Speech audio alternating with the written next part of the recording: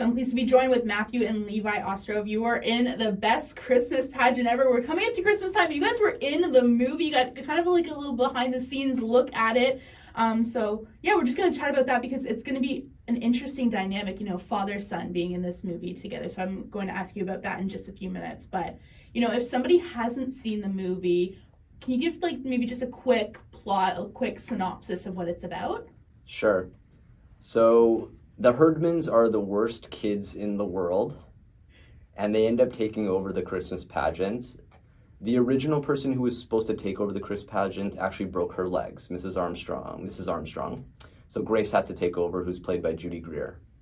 And that's the story, how it's really about empathy and compassion and not giving up on people. And the Herdmans turn around and make the best Christmas pageant ever. And how did you guys even get this opportunity in the first place to be in this movie? So I would like to give a big shout out to my friend Michael Strickland, who's also an actor in Winnipeg, who recommended me on Facebook. I signed up on Mad Lib Casting with Levi, and then we were sent emails, and we were very, very happy to get that email from Mad Lib, from Heather and crew, and then we got on set.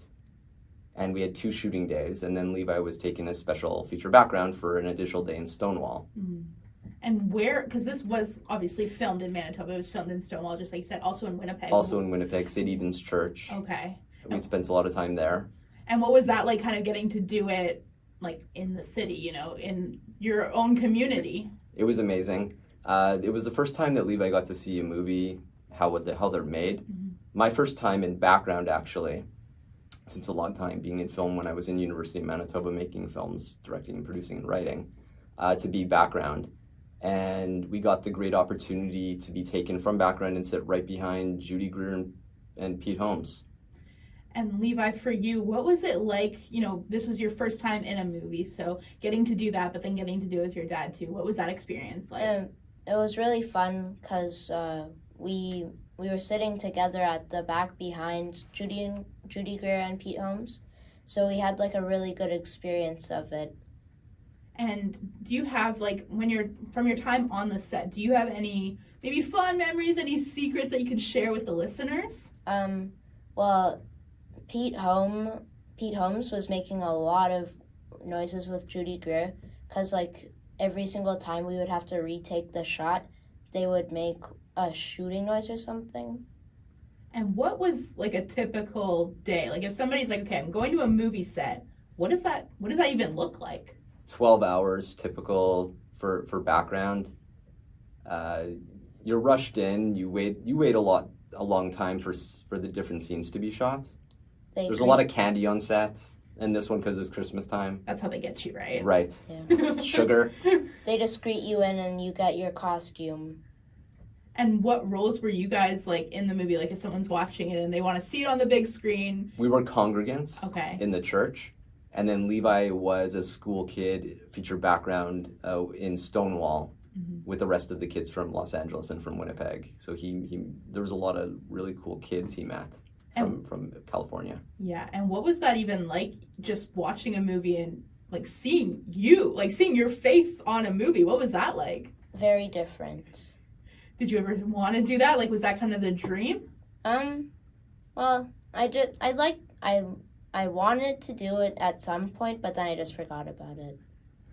And then this opportunity came up, and it was just kind of one that you didn't want to pass up. Yeah. And, this is obviously a movie based on a book from a number of years ago. So how does this one compare to the original story? So the book was written in 1972 from Barbara, who we lost her last year in July. So she never got to see the final picture from Dallas's dream, when he got the rights to the movie.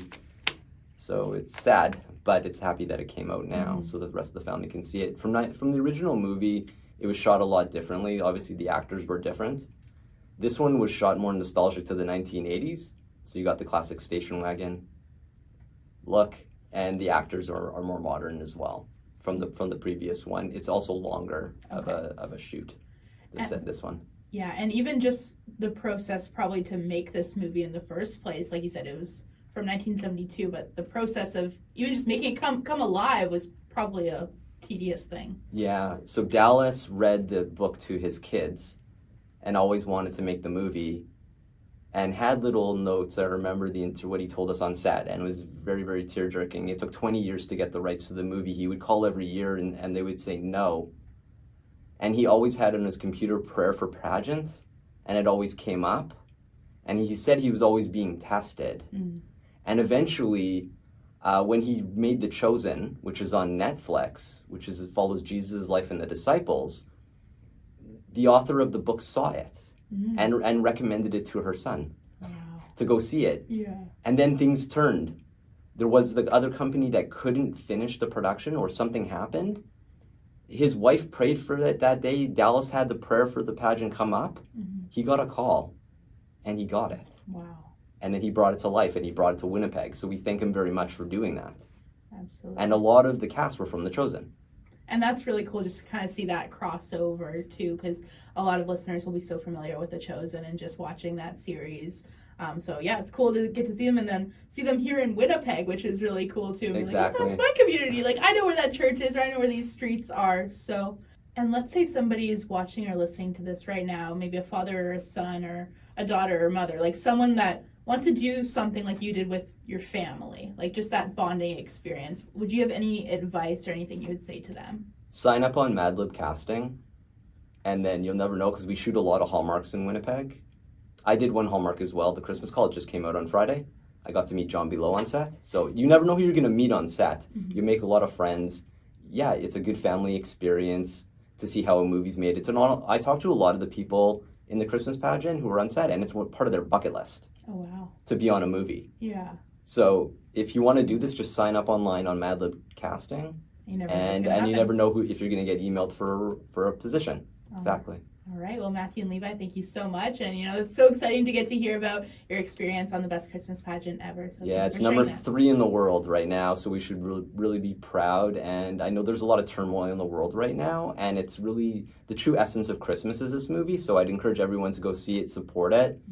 It's probably one of the best movies coming out of our city to do that well, That's so financially and in the box office.